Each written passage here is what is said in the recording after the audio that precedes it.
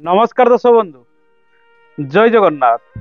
गरम दिन को दिन बढ़िलानी आ तापमात्रा आपण अनुभव करथिबे वृद्धि पाउछि।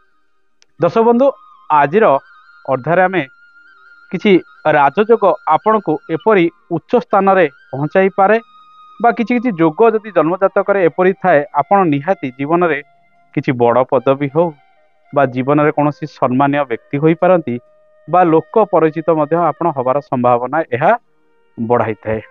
दर्शक बंधु आपण जेते बड़ बड़ लोक को देखुचंती से जो फील्ड रे रहिचंती व्यवसाय रे रहिचंती किबा चाकरी रे रहिचंती बा सेल्फ डिपेंडेंट हेई कार्य करचंती सेमानकर जातक रे निहाती किछि ना किछि अधिक राजयोग रहिछि एवं किछि किछि जोग सेमानकु तांकर दशा अंतदशा काल रे अधिक शुभ फल प्रदान करछि एवं सेमाने उच्च स्थान मध्य प्राप्ति करिचंती।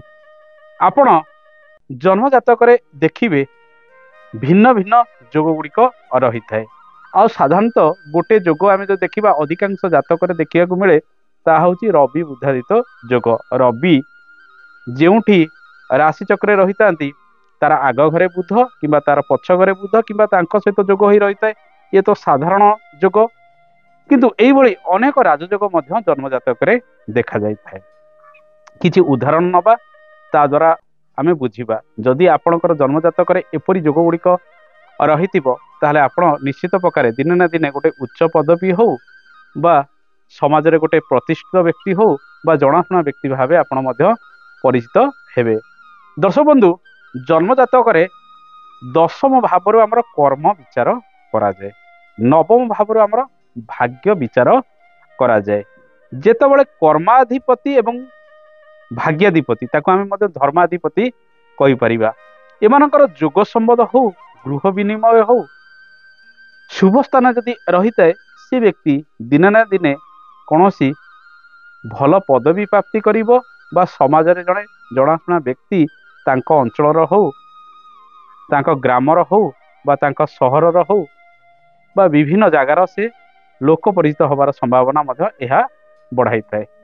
उदाहरण माध्यम रे यहाको आमे बुझिबा आपण माने समस्ते किरण बेदी को जानिचंती आईपीएस ऑफिसर से थिले। तांको जन्म जातक को आमे जदि देखिबा तांकर लग्न होची कन्या लग्न। कन्या लग्नर नवम स्थान भाग्य स्थान वृष राशि अटे।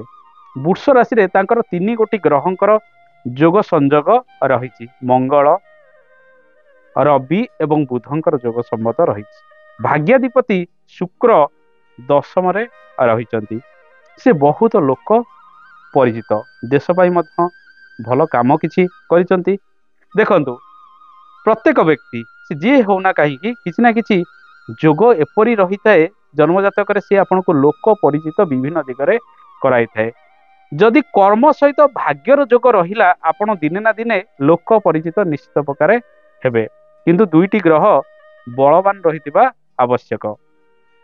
जदि देखिबा किरण बेदींकर जातक कन्या लग्नर नवम स्थान रे बुध रवि जोग रवि बुधादित्य जोग मंगल रवि बुधंकर जोग नवम रे रहिछि एवं भाग्याधिपति शुक्र दशम रे अवस्थान करिसेंती एवं कर्माधिपति बुध से भाग्य स्थान रे अवस्थान करिसेंती एवं लग्नाधिपति बुध मध्य भाग्य स्थान रे अवस्थान करिसेंती। तेणु ये जो जोग गुड़िक आपण जेमिति कर्म करिवे से कर्म अनुसार आपण को भाग्य सपटी रहिबो एवं आपण मध्य लोक परिचित होबार संभावना यह बढ़ाइबो। तेणु एमिति भिन्न भिन्न जातक रहिछि एवं आपण को जीवन रे जदि ये जोग गुड़िक रहिछि आपण ताको भोग भाव केतेबेले करिवे निश्चित प्रकार जेतेबेले सेही रिलेटेड दशा अंतदशा आसीबो। तेणु जेकोसी जातक आपण देखंतु ना कहीं जदि तांकर जन्म जातक भाग्याधिपति सहित कर्माधिपतिर जोग संबंध रही एवं शुभ स्थान रे रही ताले से व्यक्ति जीवन रे जड़े सफल व्यक्ति होबार संभावना रही है। किंतु सफलता पाइबा पिछे तार परिश्रम दरकार ता भाग्य सपटी भी रहिबा दरकार एवं लग्नर बलाबल रहिबा आवश्यक। बिना लग्न बलाबल रे जड़े उच्च पदस्थ ऑफिसर केबे भी होई परिबो नाही किंबा सम्मानीय व्यक्ति होई परिबो नाही। लग्न वर्गतमी हेताउ लग्नाधिपति बलवान हेताउ लग्न को शुभ ग्रहंकर दृष्टि ରହୁଥାଉ ଲଗ୍ନକୁ ଯଦି ପାପ ଗ୍ରହଙ୍କର ଦୃଷ୍ଟି ରହିଛି, ପାପ ଗ୍ରହ ମାନେ ଅଚାନକ ଭାବେ ଜୀବନରେ ମଧ୍ୟ ଅନେକ ସମୟରେ ବୃଦ୍ଧି କରେଇଥାନ୍ତି ଯଦି ସେମାନେ ଶୁଭରେ ରହିଥିବେ। ତେଣୁ ଦର୍ଶକ ବନ୍ଧୁ, ଆମେ ଯଦି କିରଣ ବେଦୀଙ୍କର ଜାତକକୁ ଆନାଲିସିସ୍ କରିବା, ନବମାଧିପତି କର୍ମ ଭାବରେ ଶୁକ୍ର ଏବଂ ଶୁକ୍ର ମଧ୍ୟ ଧନର ମାଲିକ, ଧନାଧିପତି ଯଦି ଦଶମରେ ବସିଥାନ୍ତି ତାହେଲେ ଏହା ଏକ ରାଜଯୋଗ ସଦୃଶ ମଧ୍ୟ ଫଳ ପ୍ରଦାନ କରିଥାଏ। ଆପଣଙ୍କ ଜୀବନରେ ଯେଉଁ କର୍ମ କରିବେ ସେ କର୍ମରୁ ଭଲ ଧନ ଉପାର୍ଜନ କରିବାର କ୍ଷମତା ମଧ୍ୟ ଆପଣଙ୍କ ପାଖକୁ ଆସିବାର ସମ୍ଭାବନା ଏହା ବଢ଼ାଇଥାଏ। ଏବଂ ଏଇଟା ଦେଖନ୍ତୁ, ତୃତୀୟାଧିପତି ମଙ୍ଗଳ, ତୃତୀୟ ହେଉଛି ଆପଣଙ୍କର ସାହସ, ପରାକ୍ରମ, ବୀରତ୍ୱ। ତୃତୀୟାଧିପତି ମଧ୍ୟ ଭାଗ୍ୟ ସ୍ଥାନରେ ମଙ୍ଗଳ ରହି ତା ନିଜ ସ୍ୱଘର ବିଛାକୁ ଦେଖୁଛି। ଏହି ଯୋଗ ଫଳରେ ଆପଣ ଜୀବନରେ ଭାଗ୍ୟବାନ ହେବା ସହିତ ପରିଶ୍ରମୀ ହେବେ ଏବଂ ଲୋକ ପରିଚିତ ହେବେ ଏବଂ ଆପଣଙ୍କର କମ୍ୟୁନିକେସନ ସ୍କିଲ୍ ସମସ୍ତଙ୍କ ସହିତ କିଛି ନା କିଛି ଭଲ ରହିବ, ଯାହାକି ଆପଣଙ୍କୁ ଆଗକୁ ମଧ୍ୟ ବଢ଼ାଇ ପାରିବ। ତେଣୁ ଦର୍ଶକ ବନ୍ଧୁ, କିରଣ ବେଦୀଙ୍କ ଜାତକରେ ଏହି ଯୋଗ ରହିଛି। ଆଉ ଗୋଟେ ଯୋଗ ପ୍ରତ୍ୟେକ ଜାତକରେ ଦେଖିବେ, ଦେବଗୁରୁ ବୃହସ୍ପତିଙ୍କର ଭୂମିକା ନିହାତି ଆବଶ୍ୟକ।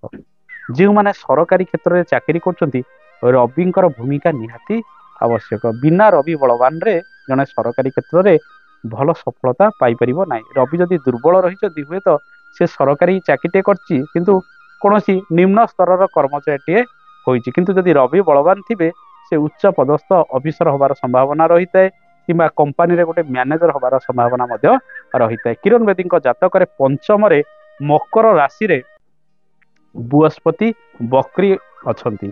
ବକ୍ରି ଅର୍ଥାତ୍ ମକର ରାଶିରେ ବୃହସ୍ପତି 5 ଡିଗ୍ରୀରେ ନିଚସ୍ତ ହୁଅନ୍ତି। ଯେତେବେଳେ ମକର ରାଶିରେ ବୃହସ୍ପତି ବକ୍ରି ହେଇଯାଉଛନ୍ତି, ସେ ଆଉ ନିଚ ଫଳ ପ୍ରଦାନ କରିବେ ନାହିଁ, ଉଚ୍ଚ ଫଳ ଗୁଡ଼ିକ ପ୍ରଦାନ କରିବେ। ଯଦି ବୃହସ୍ପତିଙ୍କର ପ୍ରଭାବ ଆପଣଙ୍କର ଭାଗ୍ୟସ୍ଥାନ, ଆପଣଙ୍କର ଲଗ୍ନ, ଆପଣଙ୍କର ପଞ୍ଚମ, ଆପଣଙ୍କର ଏକାଦଶ ସ୍ଥାନକୁ ରହିଥାଏ, ଜୀବନରେ ମଧ୍ୟ ମାନ ସମ୍ମାନ ପ୍ରାପ୍ତି ହେବାର ଯୋଗ ଏହା ଦର୍ଶାଇଥାଏ। ପ୍ରତ୍ୟେକଙ୍କ ଜାତକରେ ଆପଣ ଦେଖନ୍ତୁ, ଏ ଯୋଗ ଗୁଡ଼ିକ ଜୀବନରେ ମଧ୍ୟ ଆପଣଙ୍କୁ ଲୋକ ପରିଚିତ କରାଇଥାଏ, ସମ୍ମାନ ମଧ୍ୟ ପ୍ରଦାନ କରିଥାଏ। ତେଣୁ କିରଣ ବେଦୀଙ୍କ ଜାତକରେ ପଞ୍ଚମରେ ବୃହସ୍ପତି ଅବସ୍ଥାନ କରି ବକ୍ରି ରହିଛନ୍ତି ଏବଂ ସେ ନବମକୁ ଦେଖୁଛନ୍ତି, ଏକାଦଶକୁ ଦେଖୁଛନ୍ତି ଏବଂ ଲଗ୍ନକୁ ମଧ୍ୟ ଦେଖୁଛନ୍ତି। ଦର୍ଶକ ବନ୍ଧୁ, ଏମିତି ଅନେକ ଗୁଡ଼ିଏ ଯୋଗ ରହିଛି। ଯେତେବେଳେ ଜାତକ ଆମେ ଆନାଲିସିସ୍ କରୁଛେ, ସେତେବେଳେ ଆମକୁ ଦେଖିବାକୁ ପଡ଼ିବ ଆମର କର୍ମାଧିପତି, ଭାଗ୍ୟାଧିପତି, ଲାଭାଧିପତି, ଧନାଧିପତି। ଲାଭାଧିପତି କହିଲେ ଏକାଦଶ ଭାବ, ଧନାଧିପତି କହିଲେ ଦ୍ୱିତୀୟାଧିପତି ଏବଂ ଆମର ପଞ୍ଚମାଧିପତି। ଇଏ ସବୁ ଯଦି ବଳବାନ ରହିଥାନ୍ତି, ଜୀବନରେ ଆପଣ ସମ୍ମାନିତ ହେବେ, ଉଚ୍ଚ ପଦସ୍ଥ ହୋଇପାରନ୍ତି ବା ଲୋକ ପରିଚିତ ହେବାର ସମ୍ଭାବନା ଏହା ବଢ଼ାଇଥାଏ। ଆଜିର ଅଧ୍ୟାୟରେ ଆମେ ଗୋଟେ ଜାତକ ବିଷୟରେ କିଛି ଯୋଗ ସମ୍ବନ୍ଧରେ ଜାଣିଲେ। ଆପଣଙ୍କର ଜନ୍ମ ଜାତକରେ ଯଦି ଏପରି ଯୋଗ ଗୁଡ଼ିକ ରହିଥାଏ, ନିଶ୍ଚିତ ପ୍ରକାରେ ଆପଣ ଦିନେ ନା ଦିନେ ଲୋକ ପରିଚିତ ହେବେ। ଆଶା କରେ ଏ କାର୍ଯ୍ୟକ୍ରମଟି ଆପଣଙ୍କୁ ଭଲ ଲାଗିଥିବ। କାର୍ଯ୍ୟକ୍ରମ ସମ୍ପର୍କରେ ମତାମତ ଦେବେ। ଆଜି ତ ସମୟ ହେଇଗଲାଣି, ଆଜି ପାଇଁ ଏତିକି। ନମସ୍କାର, ଜୟ ଜଗନ୍ନାଥ, ଧନ୍ୟବାଦ।